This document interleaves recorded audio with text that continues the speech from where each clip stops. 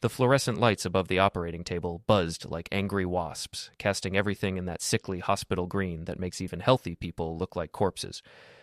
I was floating somewhere between consciousness and whatever pharmaceutical cocktail they'd pumped into my veins when I heard Ava's voice cut through the medical chatter. I slept with his dad. Twice. I'm sorry. The words hit me like a sledgehammer to the chest. Through my drug-addled haze, I could see her standing next to my father, Ray, who wore that same shit-eating grin he'd perfected during my childhood. The anesthesia was supposed to make me forget, but some things burn themselves into your brain with the intensity of a branding iron. Dr. Martinez was explaining something about the appendectomy to the nurses, but all I could focus on was the way my father's hand lingered on Ava's shoulder, protective, intimate, guilty as hell. I kept my eyes closed, let them think I was still under.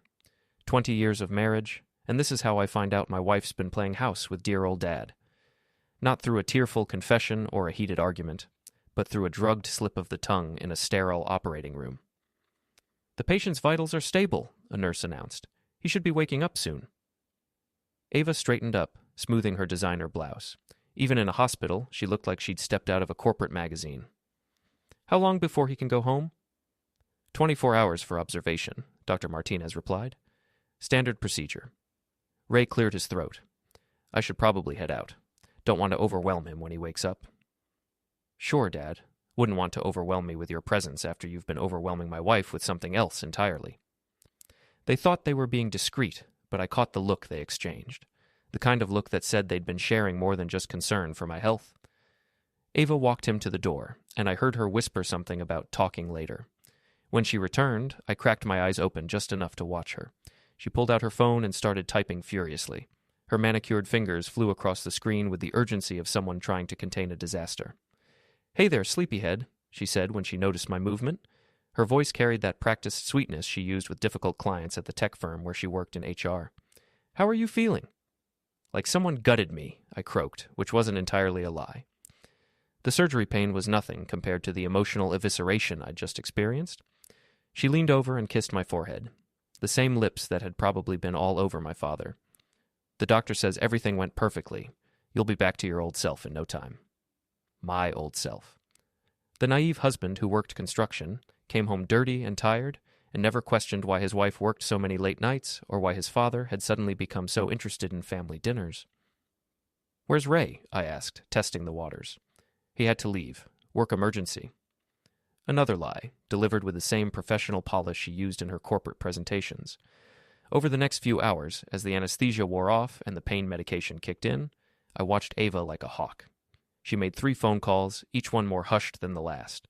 I caught fragments. Can't know. And you need to be careful. And not ready for this conversation.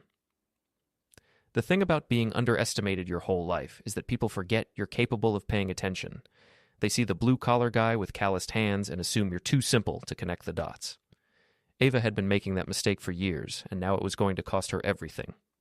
By the time they discharged me the next afternoon, I had a plan forming. Not the hot-headed smash-everything-in-sight kind of plan that she'd expect from a guy like me.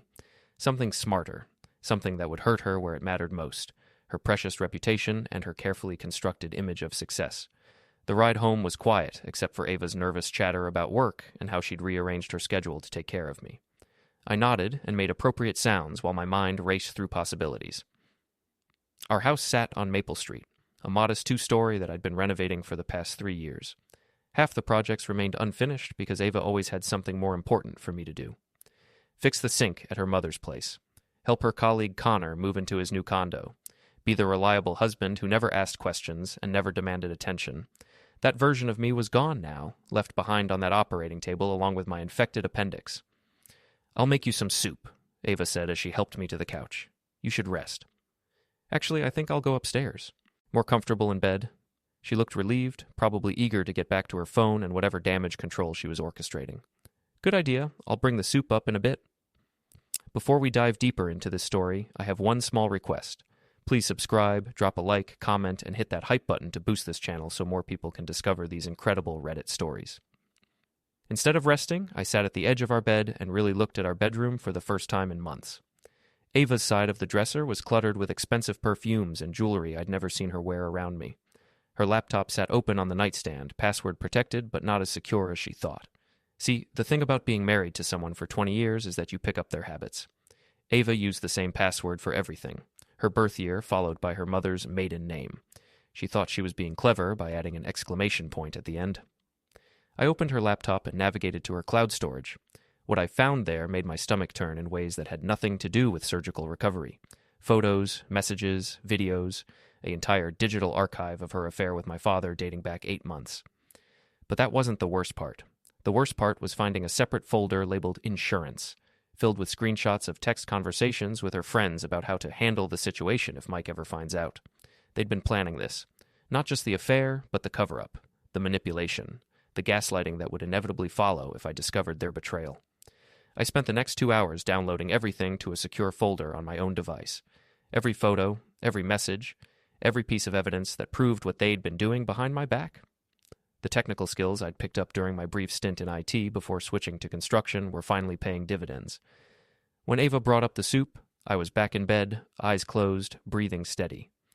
She set the tray on the nightstand, and I felt her watching me for a long moment before she left. That night, as she slept beside me, I lay awake planning my revenge. Not the quick, satisfying kind that would land me in legal trouble, the slow, methodical kind that would unravel her life thread by thread until she had nothing left but the ruins of her own making. She wanted to play games with my life? Fine. But she'd forgotten one crucial detail.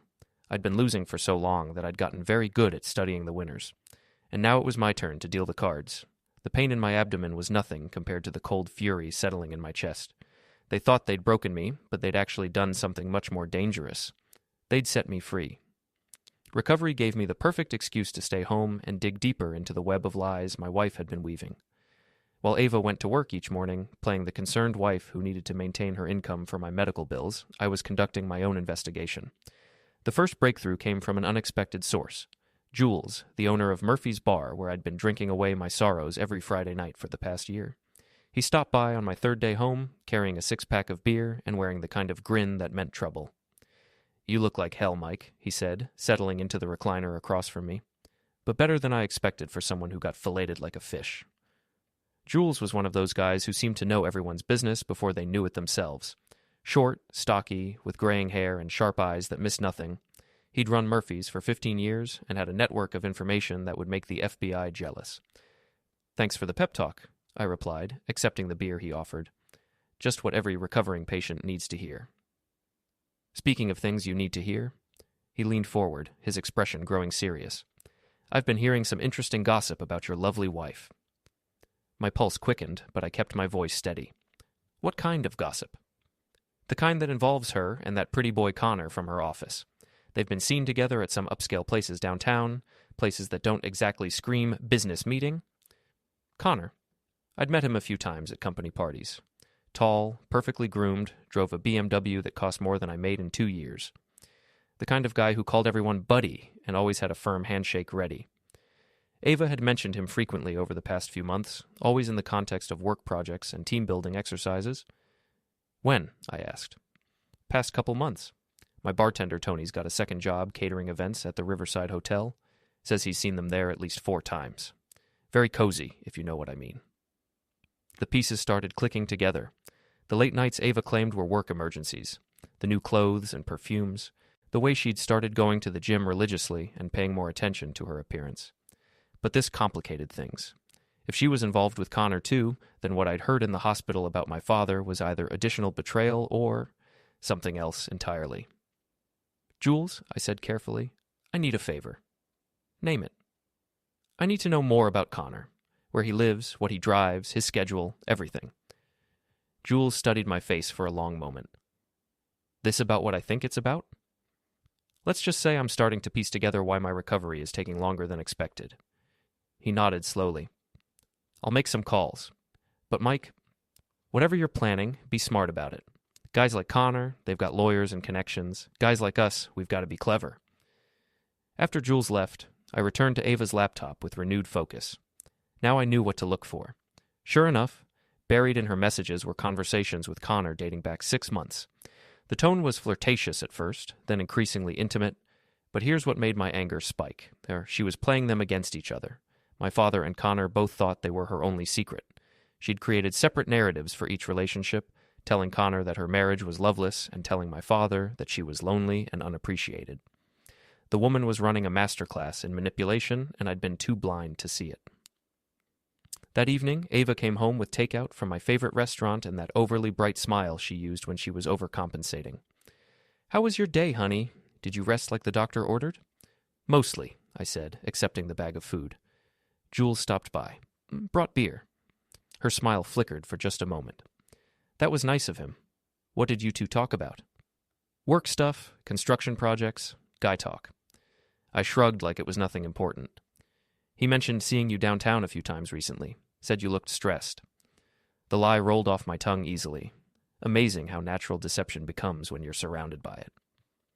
"Oh, probably those client dinners with the team. You know how demanding this new project has been?"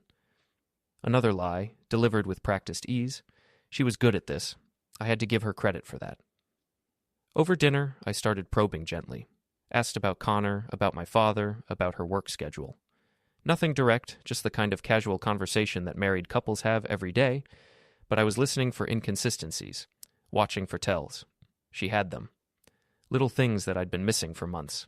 The way she touched her neck when she mentioned Connor, how she changed the subject whenever I brought up my father. The slight pause before she answered questions about her whereabouts. "I'm thinking about calling Ray tomorrow," I said as we finished eating. "Thank him for being at the hospital." Ava nearly choked on her wine. "Oh, you don't need to do that. He knows you appreciate it." "Still, it's the right thing to do. Maybe invite him over for dinner this weekend." "Actually, I think he mentioned having plans. Something about visiting your Aunt Carol upstate." My Aunt Carol had been gone for 3 years. Ava knew that. The fact that she'd lie so easily, so automatically, told me everything I needed to know about how deep this deception ran. That night, after she'd gone to sleep, I sat in my workshop in the basement and planned my next moves. I had evidence of her affair with Connor, but I needed more. I needed to understand the full scope of what she was doing and why. More importantly, I needed to figure out how to use this information to destroy her world the same way she destroyed mine. The old Mike would have confronted her directly, demanded explanations, probably ended up looking like the crazy, paranoid husband while she played the victim. But the new Mike, the one who'd been born on that operating table, understood something crucial. The best revenge isn't hot, it's cold. It's patient, it's methodical, and it's absolutely devastating when it finally strikes. I pulled out my phone and started making notes. Names, dates, locations, relationships. A web of connections that I was going to use to trap everyone who'd betrayed me, starting with my loving wife and her 2 boyfriends. The game had begun, and for the first time in 20 years, I was going to win. The beauty of being on medical leave was that nobody expected me to be anywhere or do anything except recover. This gave me unprecedented freedom to dig into the lives of the people who'd been digging into mine. I started with Connor. Jules had delivered on his promise, providing me with an address, work schedule, and even the license plate number of that precious BMW. Connor lived in Harbor Towers, one of those glass and steel monuments to success that had sprouted up downtown over the past few years. On Thursday morning, while Ava was at work, I drove past his building. The parking garage required a key card, but the street offered a clear view of the entrance. I positioned myself at a coffee shop across the street and waited. Connor emerged at exactly 8:47 a.m., dressed in a charcoal suit that probably cost more than my monthly mortgage payment. He moved with the kind of confidence that comes from never having to worry about money or consequences. The kind of guy who took what he wanted and assumed everyone else would just deal with it. I followed him at a distance as he drove to Ava's office building. Interesting. They were carpooling now, or at least coordinating their arrivals. Through the coffee shop window across from her building, I watched them walk in together, maintaining professional distance, but with an intimacy that was obvious once you knew what to look for. The small touches, the way she laughed at something he said, the brief moment when his hand brushed her lower back as they entered the elevator. My phone buzzed with a text from Ava. "Working late tonight?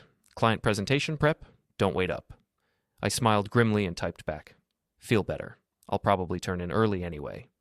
Instead of going home, I drove to my father's house in the suburbs. Ray lived in a modest ranch style that he'd bought after my mother passed 5 years ago. The lawn was immaculate, the driveway freshly sealed. He'd always been particular about appearances. His car wasn't in the driveway, but I knew where he kept the spare key. Same place he'd hidden it since I was a teenager, under the fake rock by the garden hose. I let myself in, feeling like a criminal but justifying it as necessary reconnaissance. The house was exactly as I remembered from my last visit 6 months ago, except for one addition, a framed photo on the kitchen counter that definitely hadn't been there before. It was a picture of Ray and Ava at some restaurant, sitting closer together than a father-in-law and daughter-in-law should. She was wearing the blue dress I'd bought her for our anniversary last year, the same dress she'd claimed was too fancy for our dinner plans. I photographed the picture with my phone, then continued searching. In his bedroom, I found more evidence. A jewelry box on his dresser containing a bracelet I'd never seen Ava wear, and tucked in his nightstand drawer, a stack of printed emails between them dating back almost a year. Reading them made me physically ill, not just because of the intimate content, but because of how they talked about me. "Mike's been so distant lately," Ava had written. "Sometimes I wonder if he even notices I'm there." Ray's response: "You deserve better than being taken for granted. You deserve someone who appreciates what an amazing woman you are." They'd constructed an entire narrative where I was the neglectful husband, and they were the star-crossed lovers finding comfort in each other. Never mind that Ava had been pulling away from me for months, creating the very distance she was now using to justify her betrayal. I photographed everything, then carefully returned the items to their exact positions. As I was leaving, I noticed something else. A receipt on the kitchen counter from the Riverside Hotel, dated 3 days ago. The same hotel where Jules had seen Ava with Connor. The pieces were starting to form a picture, but it was more complex than I'd initially thought. Ava wasn't just cheating with one person, or even two. She was orchestrating something bigger, playing multiple angles for reasons I couldn't yet understand. That evening, I was back home when Ava returned at nearly midnight. She looked exhausted, her usually perfect hair slightly mussed, her lipstick gone. "How did the presentation prep go?" I asked from the couch, where I'd been pretending to watch television. "Exhausting. Connor's such a perfectionist. We must have gone through the slides 20 times. She kicked off her heels and headed for the stairs. "I'm going to shower and crash." "Want some company?" I asked, testing her reaction. She paused on the bottom step. "I'm really tired, Mike. Rain check?" Another rejection. Another small cut in the fabric of our marriage that she was systematically shredding.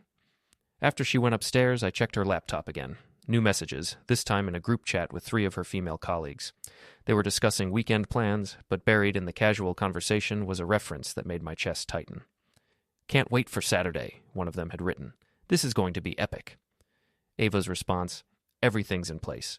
Mike will never see it coming." Saturday was 2 days away. Whatever they were planning, it involved me, and it was happening soon. I spent the next hour going through her calendar, her messages, her social media accounts. Finally, I found it. A private event listing for a party at Connor's condo. The guest list included Ava's work friends, several people I didn't recognize, and notably, my father. They were all going to be there, together. While I was presumably at home, recovering from surgery, completely oblivious to the fact that my entire family and social circle was celebrating. What exactly? I needed more information, and I needed it fast.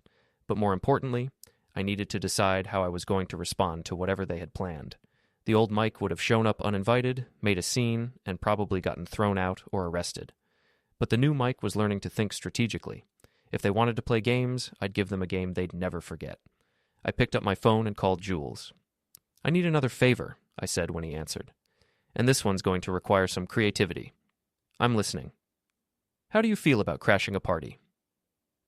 Saturday arrived with the kind of crisp autumn weather that made everything seem possible.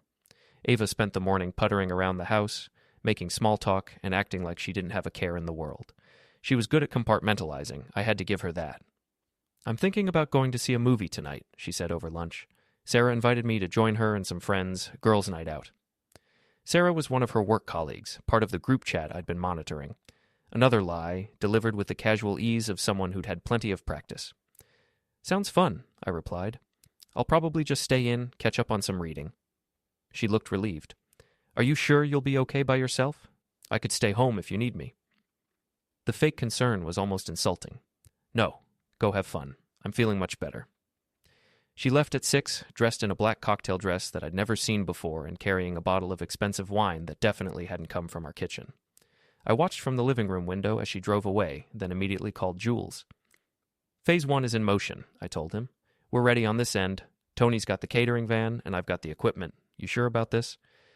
I've never been more sure of anything in my life.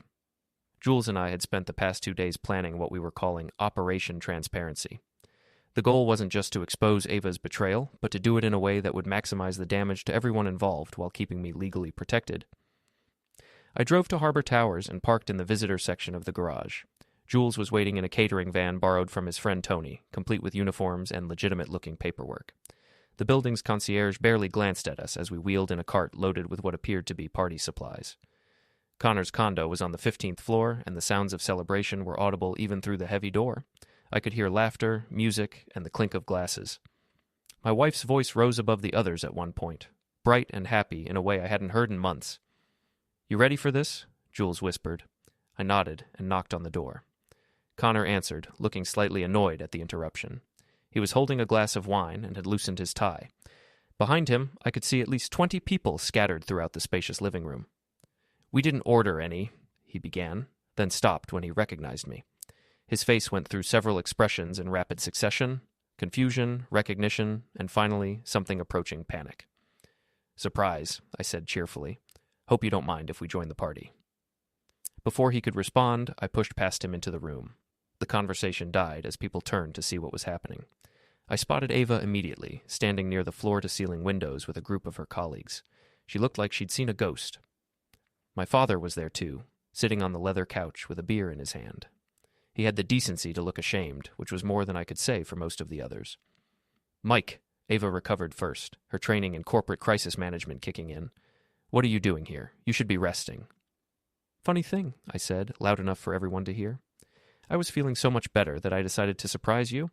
Imagine how surprised I was to discover that your girls' night out was actually a co-ed party." The room was completely silent now. Jules had positioned himself near the door, preventing anyone from leaving, while Tony started setting up what looked like audio-visual equipment. "This is a private party," Connor said, trying to regain control of the situation. "I'm going to have to ask you to leave." "Oh, I don't think so," I replied. "See, I've been doing some research lately. Amazing what you can learn when you put your mind to it." I pulled out my phone and connected it to Connor's smart TV. The screen lit up with the first image: Ava and my father at the restaurant, looking very much like a couple. Gasps rippled through the room. Several people pulled out their own phones, no doubt preparing to document whatever was about to happen. "That's just the beginning," I announced. "Jules, would you mind starting the slideshow?"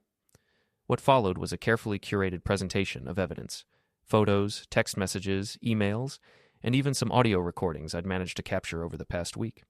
Each piece of evidence was damning on its own, but together they painted a picture of systematic deception that left no room for doubt. Ava tried to interrupt several times, but I'd thought of that too. "Please hold your questions until the end," I said. "There's so much more to share." The revelation that she'd been playing Connor and my father against each other was particularly effective. Both men looked stunned as the evidence mounted. Connor's face grew redder with each text message that showed Ava describing him as just a work friend to my father, while simultaneously telling Connor that Ray was just a lonely old man who needed attention. But the real bombshell came at the end: a recording I'd made of Ava on the phone with Sarah, discussing their plan to get rid of Mike's suspicions permanently by making him think he was paranoid and possibly mentally unstable. The plan was to gaslight me, I explained to the horrified audience. Make me doubt my own perceptions until I either had a breakdown or simply gave up and accepted whatever version of reality you wanted to feed me. The silence that followed was deafening. Ava stood frozen by the window, her face pale and her hands shaking. Connor had sunk into a chair, his head in his hands. My father just stared at the floor. "The beautiful thing about the truth," I continued, "is that it doesn't care about your feelings or your plans or your carefully constructed narratives. It just is." Sarah, who had been conspicuously quiet throughout the presentation, finally spoke up. "Mike, I think you're misunderstanding some of this. We were just trying to help Ava work through some marital problems." I laughed, a sound that seemed to startle everyone in the room. Help her work through marital problems by encouraging her to have affairs with two different men? That's an interesting approach to marriage counseling. Jules stepped forward. "Ladies and gentlemen, thank you for attending this evening's presentation. The bar is now closed, and we'd appreciate it if you'd make your way to the exits in an orderly fashion." People began filing out quickly, many of them still recording with their phones. I didn't try to stop them. In fact, I was counting on it. By tomorrow, this story would be all over social media and the local gossip networks. Soon, only Ava, Connor, my father, and I remained in the condo. "Mike," Ava said, her voice barely a whisper, Let me explain. Explain what? I asked. Which part needs clarification? The part where you were sleeping with my father, or the part where you were planning to drive me insane to cover it up? She started crying then, but they weren't the tears of genuine remorse. They were the tears of someone who'd been caught and was desperately searching for a way out. It wasn't supposed to happen like this, she said. Things just got complicated. No, I replied, walking toward the door. Things got simple. You made your choices, and now you get to live with the consequences. I paused at the threshold and looked back at the 3 people who had betrayed me most deeply. Oh, and Ava, I'll be filing for divorce on Monday. Connor, you might want to update your resume. I have a feeling your employer is going to be very interested in your extracurricular activities with their HR department. And Ray... I looked at my father, who still hadn't raised his head. Don't bother coming to Christmas this year. As Jules and I walked back to the elevator, I felt something I hadn't experienced in months. Satisfaction.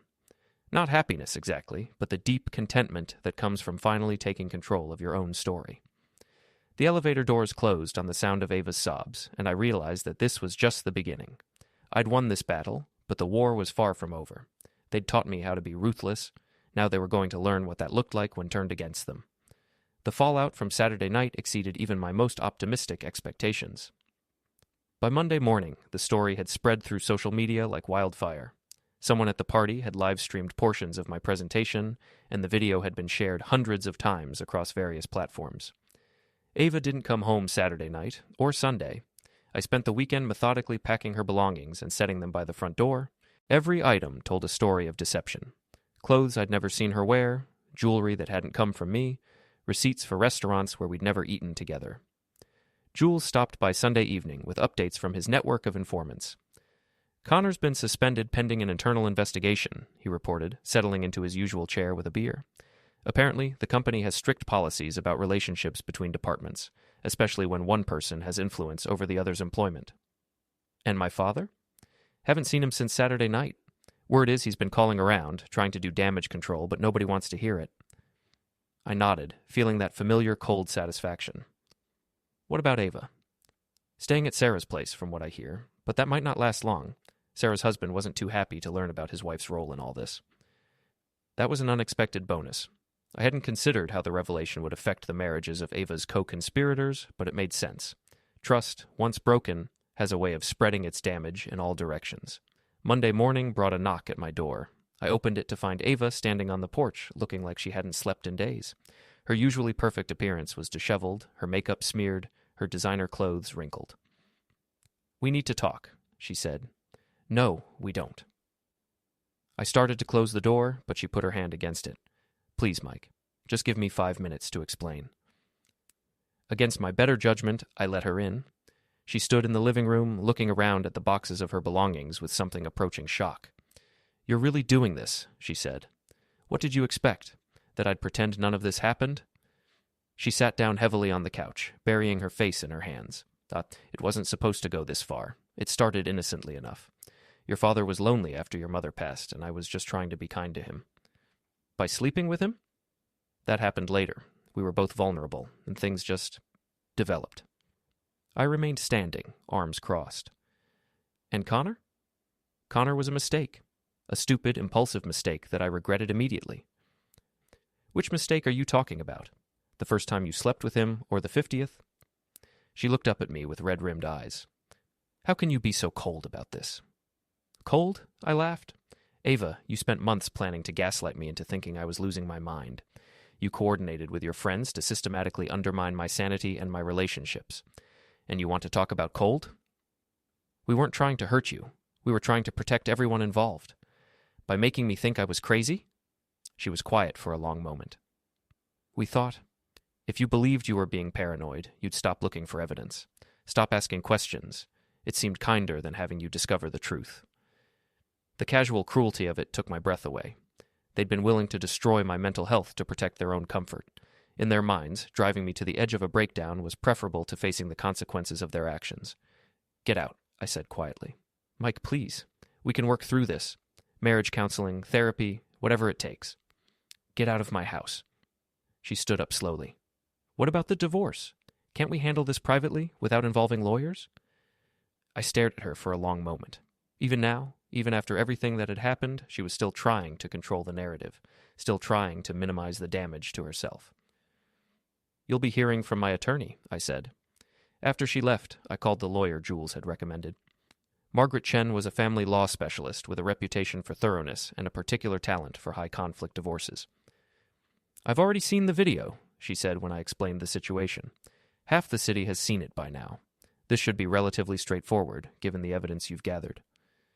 "I want everything," I told her. "The house, the cars, her retirement accounts, everything." "That might not be realistic, Mike. Even with adultery, the courts tend to favor equitable distribution." "Then we'll make it expensive for her to fight it. I want her to understand that actions have consequences." Margaret was quiet for a moment. "I understand you're angry, and you have every right to be, but revenge through the legal system can be costly for everyone involved." "Cost isn't a concern. I've been saving money for 20 years, while she spent it on clothes and dinners with her boyfriends. I can afford to make this painful for her." That afternoon, I drove to my father's house. His car was in the driveway this time, but the curtains were drawn, and the place had an abandoned feel to it. He answered the door looking older than I'd ever seen him. The confident, charming man who'd been flirting with my wife was gone, replaced by someone who looked genuinely broken. "Mike," he said, "I was hoping you'd come by." "Were you?" I pushed past him into the house. "Why? So you could explain how sleeping with my wife was actually doing me a favor?" "It wasn't like that." "Then what was it like, Ray? Help me understand how a father justifies betraying his son." He sank into his recliner, looking every one of his 68 years. "After your mother passed, I was lost, completely lost. Ava was kind to me, patient with my grief. She listened when I needed to talk." "So you decided to thank her by having an affair?" "It wasn't planned. It just happened. One evening, she was here helping me go through your mother's things, and we both got emotional, and I don't want the details. I tried to end it several times, but she said you weren't paying attention to her anymore, that you'd grown distant and cold. She made it sound like your marriage was already over." I studied his face, looking for signs of deception. What I saw instead was a lonely old man who'd been expertly manipulated by someone much smarter and more calculating than he was. "Did you know about Connor?" I asked. His head snapped up. "What about Connor?" "She was sleeping with him, too. The whole time she was with you, she was also with him." The color drained from his face. "That's not—" "She said I was the only one. She said you two weren't intimate anymore, but that she wasn't interested in anyone else. She lied to you the same way she lied to me, the same way she lied to Connor about you." He put his head in his hands. "My God, what have I done?" For a moment, I almost felt sorry for him. Almost. But then I remembered the photo on his kitchen counter, the emails in his nightstand drawer, the months of deception and betrayal. "You chose this," I said. "Every time you met her, every time you touched her, every time you lied to me about where you'd been or what you'd been doing. Those were choices." I know, and I'm sorry. More sorry than you can possibly imagine." "Sorry doesn't fix this, Ray. Sorry doesn't give me back the year of my life you stole. Sorry doesn't repair the relationship you destroyed." I walked toward the door, then paused. "I'm changing my name back to my mother's maiden name. I don't want to share anything with you anymore, including family identity." "Mike, please. You're my son, my only child." "No," I said without looking back. "Your son died the first time you put your hands on his wife. I'm just the guy cleaning up the mess he left behind." I drove home through the gathering dusk, feeling strangely empty. The anger was still there, but it had crystallized into something colder and more permanent. I wasn't interested in forgiveness or reconciliation or moving on.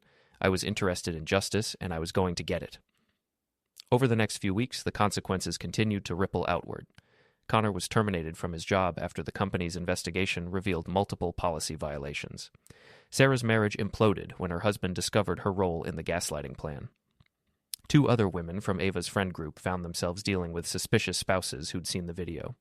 Ava moved in with her sister in another state, but the story followed her. Social media had made it impossible to escape the consequences of her actions. I felt no sympathy for any of them. They'd made their choices with full knowledge of the potential consequences. The fact that they'd been caught didn't make them victims. It made them accountable. And for the first time in 20 years, I was the one holding people accountable instead of being held accountable for their failures. It felt like justice.